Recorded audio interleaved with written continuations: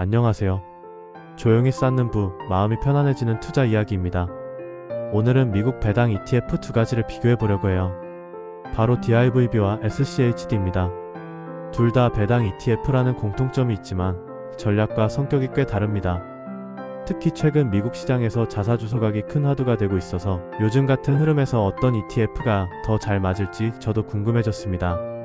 저는 SCHD를 오래 들고 있었습니다. 배당 위주의 안정적인 ETF라서 장기 보유하기 좋았죠. 그런데 최근 뉴스를 보면 애플, 메타, 엔비디아, 알파벳 같은 기업들이 매년 수십조 원을 들여 자사주를 매입하고 소각한다는 기사가 계속 나옵니다. 자사주 소각은 배당처럼 당장 통장에 현금이 들어오는 건 아니지만 발행 주식수가 줄어들면 남아있는 주식 한 주의 가치가 높아집니다. 주당 순이익이 올라가고 장기적으로 주가 상승 압력도 생기죠. 그래서 생각이 들었습니다. 혹시 나는 배당 위주로만 보고 소각이라는 또 다른 주주환원 효과는 놓치고 있는 건 아닐까?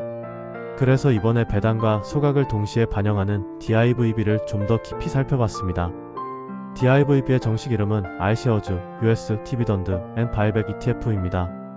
2017년 11월에 출시됐고 운용사는 블랙록이에요. 현재 운용 규모는 약 9억 2천만 달러, 우리 돈으로 약 1조 2천억 원 정도 됩니다. 무엇보다 보수가 정말 낮습니다. 0.05%예요. 이건 ETF를 장기 보유할 때 꽤 중요한 요소입니다. 예를 들어 1억 원을 투자했다면 연간 보수로 5만 원 정도만 운용사에 내는 셈이죠. 낮은 보수는 장기 복리 효과에 직접적으로 긍정적인 영향을 줍니다. DIVB는 초저비용 ETF라서 비용 측면에서 상당히 경쟁력이 있습니다. 이 ETF가 따르는 지수는 모닝스타 US 디비덴드 앤 바이백 인덱스입니다. 과거 12개월 동안의 배당 수익률과 자사주 매입 규모를 합쳐 점수를 매기고 그 합계가 높은 종목을 선별합니다. 쉽게 말해 주주환원율이 높은 기업을 찾아내는 구조죠. 배당률만 높은 기업이 아니라 소각을 많이 하는 기업도 포함되는 겁니다. 현재 DIVB는 약 440여 종목에 투자하고 있습니다. 상위 10대 종목이 전체 비중의 약 28% 정도를 차지하고 시스코, 엑슨모빌, JP모건, 퀄컴, IBM 같은 대형 우량주들이 포함되어 있죠.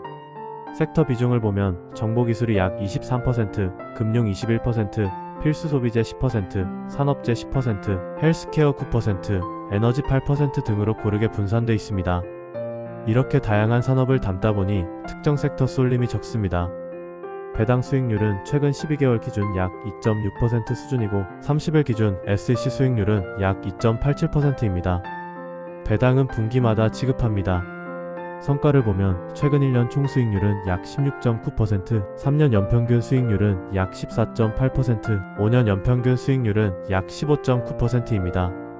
3년 기준 변동성은 약 15.9%, 페타값은 0.93으로 시장보다 조금 덜 민감하게 움직입니다. 이제 SCHD로 넘어가 보겠습니다. SCHD는 슈와브 US 디비덴드 에쿼티 ETF이고 다우존스 미국 배당 100 지수를 추종합니다. 10년 이상 배당을 지급한 기업 중에서 재무 건전성, 배당 성장률, 수익성 등을 평가해 상위 100개를 선정하죠. 그래서 구성 종목이 안정적이고 배당 성장이 꾸준합니다. 다만 자사주 소각을 종목 선정에 직접 반영하진 않습니다. 운용 보수는 0.06%로 DIVB보다 살짝 높지만 여전히 낮은 편입니다.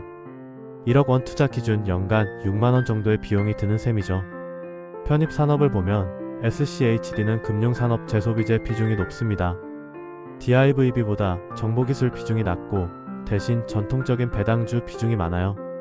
이런 산업 구조 차이가 두 ETF의 성과 패턴을 다르게 만듭니다. 자사주 소각 얘기를 조금 더 해보겠습니다.